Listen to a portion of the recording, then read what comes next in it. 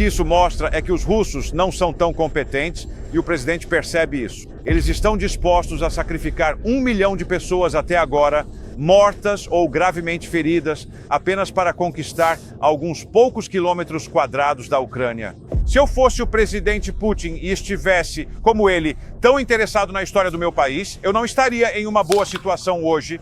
Há filas de carros esperando para abastecer com gasolina. Esse poderoso produtor de petróleo agora teve que reduzir suas exportações para países como a Turquia e a Índia, porque não consegue mais fazer isso, devido à eficácia dos ucranianos ao atingirem suas refinarias de petróleo. Então, sim, tudo isso mostra que a Rússia não está em uma boa situação hoje. Isso está ficando insano. O presidente ucraniano Zelensky alertou sobre uma perigosa guerra de inteligência artificial impulsionada por apelos por regras globais sobre um exército de IA. Então, o presidente Zelensky continuou dizendo que eles estão fabricando drones que poderão operar sem envolvimento humano, atacando alvos pré-designados. Apavorante. O secretário-geral da OTAN, Mark Rutte, junta-se a nós agora. Você compartilha dessa preocupação e da necessidade de regras quando se trata de drones e IA? Brian, bom dia. Acho que o presidente Zelensky fez uma boa observação por falar nisso. São os ucranianos que estão realmente ultrapassando os limites. Eles são extremamente bons quando se trata de tecnologia de drones e os russos sempre tentam alcançá-los. São necessárias cerca de 2, 3, 4 semanas para copiar o que os ucranianos estão fazendo. Por isso, realmente os parabenizo. E esse é um motivo importante pelo qual os ucranianos, neste momento, estão tendo tanto sucesso e ainda conseguem manter suas linhas no campo de batalha. O que mudou a visão do presidente diante das realidades da guerra no terreno? O que ele viu?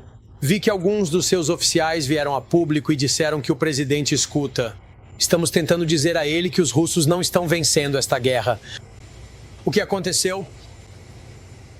Bem, não tenho certeza se o presidente mudou de ideia. Acho que o presidente tem sido muito consistente desde fevereiro, quando ele quebrou o impasse e começou a conversar com o presidente Putin. Mas claramente, Putin não está disposto a cooperar. E vimos ontem, quando o presidente Trump, ou anteontem, falou sobre o tigre de papel. Então, isso mostra muita fraqueza por parte do lado russo de Ondur e claramente o presidente tocou em um ponto sensível aqui.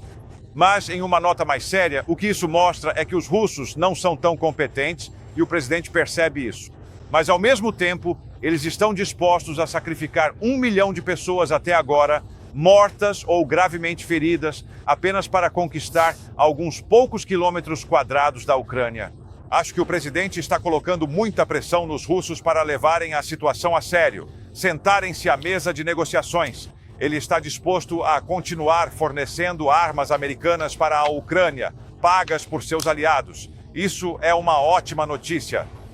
Então, ouça o que o presidente disse dias atrás quando questionado sobre a violação do espaço aéreo de nações da OTAN pelos russos. Ouça a pergunta e a resposta. Você acha que os países da OTAN deveriam abater aeronaves russas se elas entrarem em seu espaço aéreo? Sim, eu acho. Você acha que eles estão certos, porque a Alemanha rebateu e disse, bem, não achamos que faremos isso. Eles deveriam estar preparados para derrubar drones e aviões russos. Se for necessário. Então, eu concordo totalmente aqui com o presidente Trump, se for necessário, mas nossas forças armadas foram treinadas e preparadas para isso. Nós sabemos como fazer isso há mais de 40, 50 anos, desde a era soviética e depois, desde a era soviética com os russos, temos essas incursões.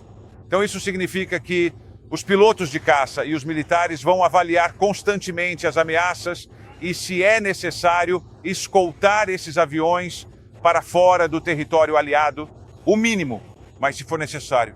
E aí o presidente está totalmente certo.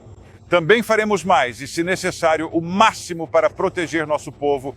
Dentro desse país, você mencionou 1 milhão de baixas. A inflação está subindo, as receitas do petróleo estão caindo. Os bombardeios às refinarias e instalações de petróleo deles estão tendo um efeito real. Filas para gasolina dentro desse país. Essas podem ser algumas das coisas que o presidente está vendo. Veja o que o Kremlin disse. Eles rebatem. A Rússia não é um tigre, é um urso. E não existe esse negócio de urso de papel. Então a Rússia é um urso de verdade. Mas 2 nações da OTAN não estão ajudando. Elas continuam comprando petróleo russo com um desconto de 70%, Eslováquia e Hungria. O que estamos fazendo para contê-las? Bem, primeiro sobre esse comentário do Kremlin, como eu disse antes, se você não é um tigre de papel, mas sim um urso, então não precisa anunciar esse fato. Todo mundo vai perceber. Então isso demonstra fraqueza. E você está totalmente certo. Se eu fosse o presidente Putin e estivesse, como ele, tão interessado na história do meu país, eu não estaria em uma boa situação hoje. Há filas de carros esperando para abastecer com gasolina. Esse poderoso produtor de petróleo agora teve que reduzir suas exportações para países como a Turquia e a Índia, porque não consegue mais fazer isso, devido à eficácia dos ucranianos ao atingirem suas refinarias de petróleo, etc. Então, sim, tudo isso mostra que a Rússia não está em uma boa situação hoje. E, portanto, também é do interesse deles realmente se engajarem na iniciativa do presidente para acabar com essa guerra terrível. Lembre-se de quando a Turquia teve aviões russos entrando em seu espaço aéreo, eles os derrubaram e nunca mais tiveram problemas com a Rússia depois disso. Essa é basicamente a única linguagem que eles entendem. Quando o presidente se senta hoje com o líder turco que continua comprando petróleo russo e diz que não tem um lado nessa disputa, que são amigos de ambos. O que você espera que o presidente diga a Erdogan hoje no Salão Oval? Bem, eu não preciso dizer ao presidente Trump o que ele deve dizer aos outros, porque sei que ele está fazendo a coisa certa. É o que você espera que ele falou ontem. Bem, com quem ele falou ontem foi com o primeiro-ministro da Hungria. E isso também diz respeito ao fato de que os húngaros continuam comprando petróleo dos russos e, portanto, financiando e canalizando dinheiro para a economia de guerra russa. E sabemos que a Rússia está gastando cerca de 40% do seu orçamento em defesa e, basicamente, em sua guerra ofensiva agora na Ucrânia. Então, tenho total confiança no presidente Trump para lidar com isso, inclusive com essa compra desnecessária ainda feita por muitos países, de petróleo da Rússia. E a presidente da Comissão Europeia, Ursula von der Leyen, também está em contato próximo com a Casa Branca, com uma postura muito proativa, trabalhando em maneiras de basicamente cortar ainda mais o fluxo de dinheiro para a economia de guerra russa, juntos, coletivamente. As armas estão chegando e isso ainda é um problema? As armas estão chegando à Ucrânia a tempo? As armas do Zelensky estão indo pelos canais corretos para chegar ao campo de batalha? Consideração final, senhor secretário. Com certeza. E foi isso que aconteceu em meados de julho, quando o presidente Trump me ligou e disse: "Ei, Mark, vamos abrir novamente as comportas de armas do ZA, tanto letais quanto não letais, para a Ucrânia. Mas adivinha só? Os aliados vão pagar por isso." E eu disse: "Você está absolutamente certo. Já foram comprometidos 2 bilhões em pacotes para a Ucrânia. Os outros pacotes estão agora pendentes. Portanto, você verá um fluxo constante de armas americanas para a Ucrânia pagas pelos seus aliados. E eu acho que, em conjunto com as sanções, em conjunto com a meta de 5% do que vamos gastar como OTAN em nossa defesa coletiva, essa grande política externa é um sucesso." Presidente Trump, a cúpula da OTAN em Haia em junho.